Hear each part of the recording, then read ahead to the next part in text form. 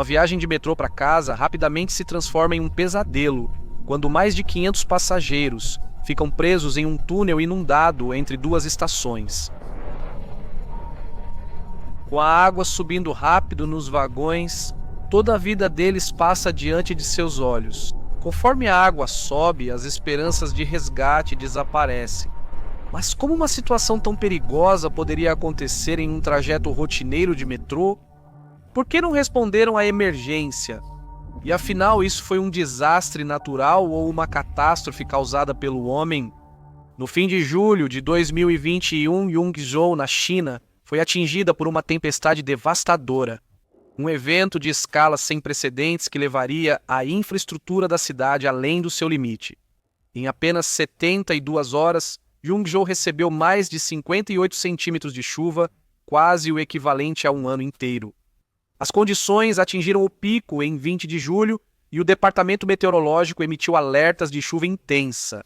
No final da tarde, a situação tomou um rumo catastrófico quando a taxa de chuva ultrapassou 20 centímetros por hora. As ruas se transformaram em rios caudalosos, com a água chegando a mais de 1 metro de profundidade, em algumas áreas arrastando veículos. A enchente surpreendeu moradores, deixando-os presos no trabalho ou em veículos. Com as ruas alagadas, ir para casa de carro ou ônibus era impossível. Só era possível se locomover de metrô. No entanto, cresceram as dúvidas se o metrô suportaria uma inundação tão forte vinda da superfície. Os sistemas de metrô em cidades como Zhengzhou foram projetados para suportar enchentes, isolando as estações afetadas enquanto mantém outras seções operacionais. Inicialmente, o metrô continuou operando em 20 de julho e os passageiros fizeram mais de 1 milhão de viagens apesar da chuva intensa. Com o passar do dia, a água invadiu, superando as bombas em várias estações e provocando quedas de energia. O que foi projetado para suportar condições extremas logo se mostrou incapaz de enfrentar a magnitude desse aguaceiro sem precedentes. Por volta das 16 horas, quando a chuva atingiu o pico, as autoridades do metrô fecharam e isolaram as estações mais ameaçadas, mantendo o restante em operação. A linha 5 a mais movimentada do sistema seguia operando e respondia por mais de 30% do tráfego do metrô. Fechar essa linha impediria dezenas de milhares de pessoas de chegarem às suas casas, algo que as autoridades da cidade não podiam permitir. Apesar de Yongzhou virar um lago com ruas submersas, a linha 5 continuou operando. Mas, como costuma acontecer em desastres dessa magnitude, a ameaça mais grave surgiria de um lugar totalmente inesperado. 16H50. Enquanto a chuva caía sem parar, dezenas de passageiros embarcaram no trem número 0501, da linha 5 na estação Jinkai Center Square. Aliviados por terem conseguido pegar o trem e esperando uma viagem segura para casa, nenhum dos passageiros sabia que estavam embarcando em uma jornada desastrosa. 17H21. O primeiro sinal de que algo poderia dar errado aconteceu quando o sistema de freio de emergência parou o trem de repente. Como acabou se revelando, o sistema foi acionado por um motivo desconhecido e, após alguns minutos, o maquinista reiniciou o trem e continuou pela linha.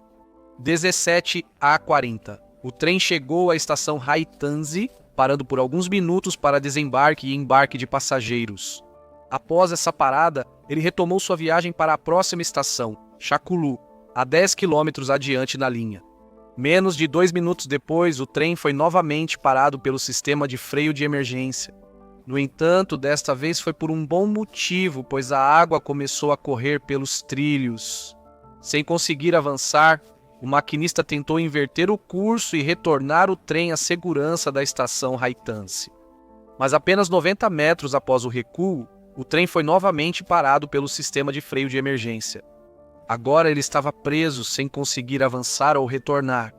Nesse momento, uma situação já precária tomou um rumo devastador, pois a água que corria pelos trilhos começou a subir.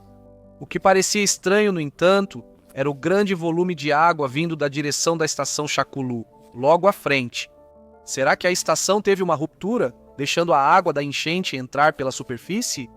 Os protocolos padrão não deveriam ter fechado imediatamente a estação e selado para evitar a entrada de água? Mas a verdade é que a água vinha de outra fonte. A cerca de 5 quilômetros da estação Chaculu, a água se acumulava no estacionamento Wulongkou, usado pelos trens da linha 5, por ter sido construído em área baixa. O estacionamento dos trens era cercado por um muro de contenção contra inundações. Porém, o muro não tinha qualidade para suportar tanta chuva. Com o aumento da pressão, o muro cedeu e a água invadiu o estacionamento. A água então passou pelo túnel do metrô, seguindo além de Chiculu até os trilhos, onde o trem 0501 ficou preso.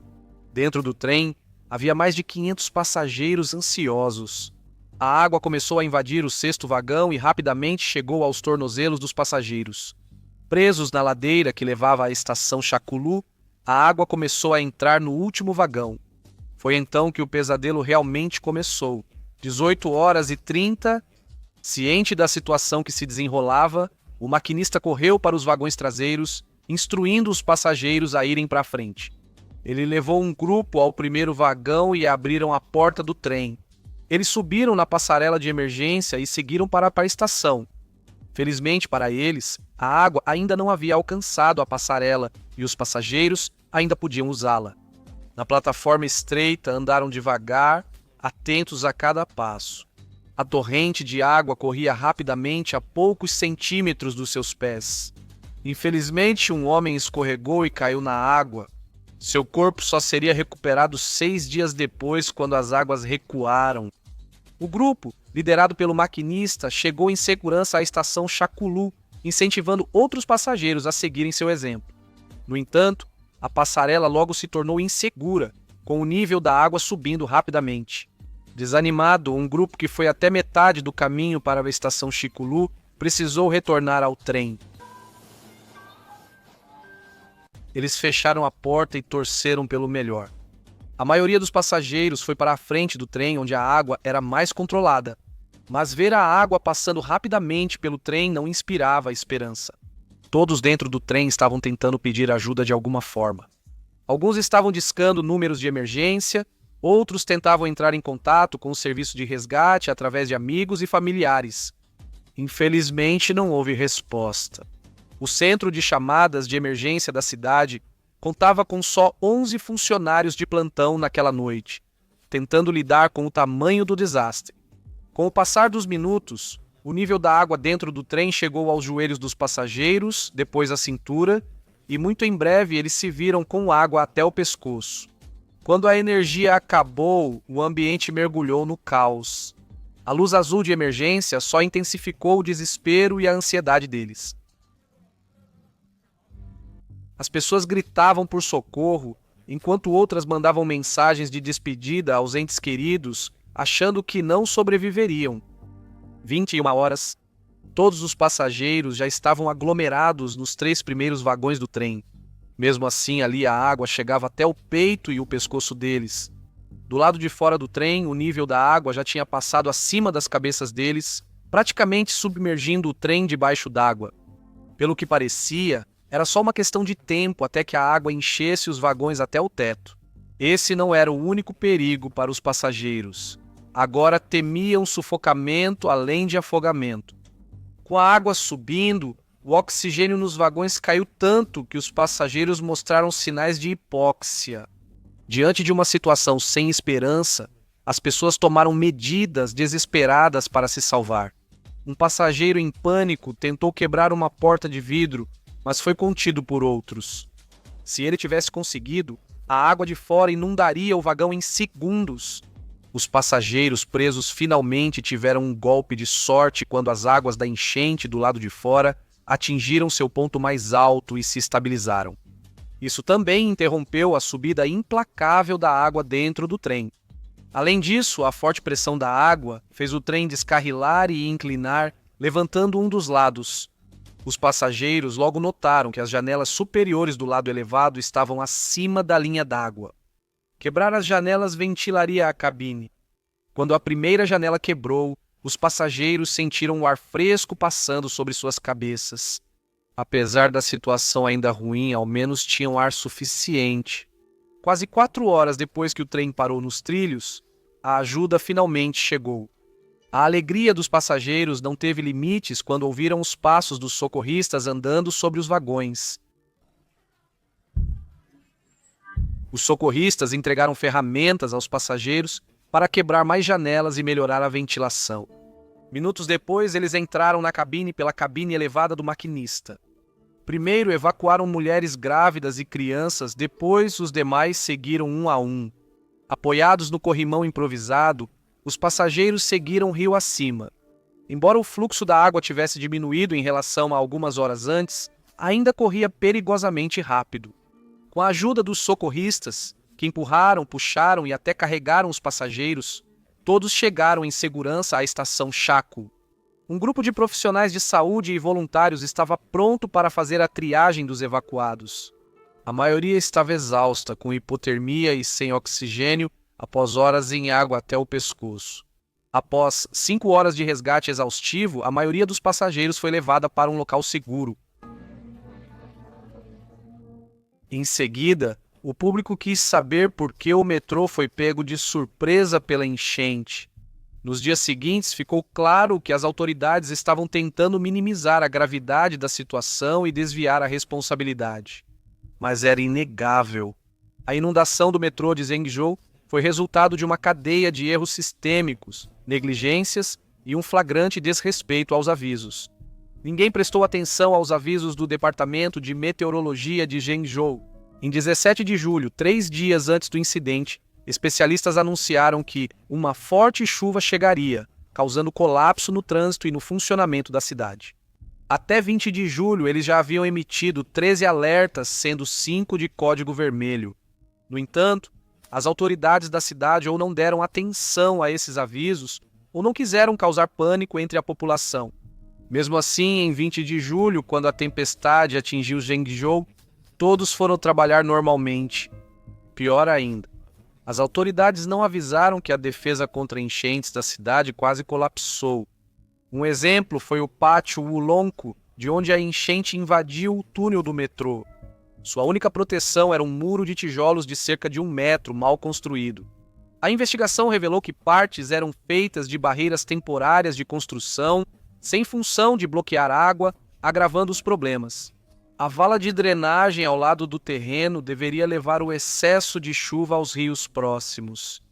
Mas os urbanistas estreitaram todo o canal para construir uma estrada de 6 faixas, reduzindo muito sua capacidade. Essa negligência se mostrou desastrosa quando a vala transbordou. A atuação dos serviços de emergência também ficou em evidência. Eles estavam simplesmente despreparados. E por que o resgate demorou tanto quando os passageiros tiveram que abortar a evacuação e ficaram presos por causa da elevação das águas? O Departamento de Operações do metrô avisou o escritório central apenas 1 hora depois. Isso atrasou os resgates. As equipes de resgate demoraram mais de 3 horas apenas para alcançar o trem preso após o chamado de emergência.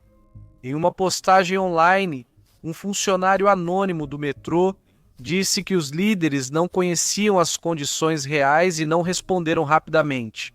Desde o momento em que a água começou a voltar para a área dos trilhos até transbordar a base dos trilhos e, depois, a superfície dos trilhos. Quando operar os trens ficou impossível. A energia foi cortada pela rede eletrificada e as plataformas de evacuação submersas, perdeu-se a esperança de sobrevivência. Esse processo não foi imediato. Houve tempo e várias oportunidades. Os tomadores de decisão hesitaram e não aproveitaram essas oportunidades. O próprio design do trem do metrô foi outra falha importante. A maioria dos metrôs chineses possui trens com portas de emergência que permitem evacuar passageiros por escadas e túneis de escape em crises. As autoridades de Zhengzhou escolheram uma alternativa mais humana: passarelas de escape ao longo dos trilhos. Eles não consideraram o risco de as passarelas ficarem submersas e intransitáveis em enchentes severas, eliminando a única rota de evacuação planejada. Além disso, as portas do trem que abriam para fora não puderam ser operadas contra a força da água que entrava.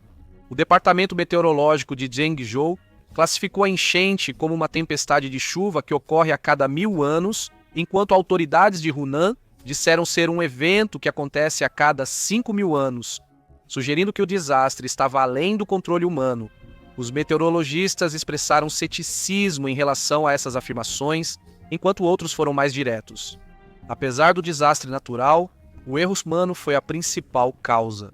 A liderança operacional tinha medo de tomar decisões, tentando preservar seus cargos sem criar problemas para si mesmos.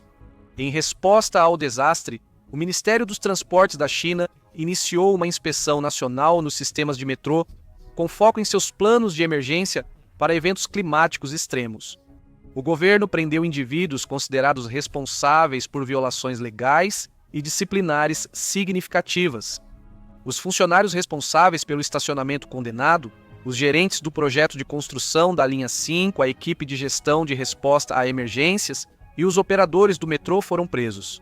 O prefeito de Zhengzhou, o vice-secretário do partido e outras autoridades da cidade foram punidos com advertências, rebaixamentos ou demissão por suas falhas.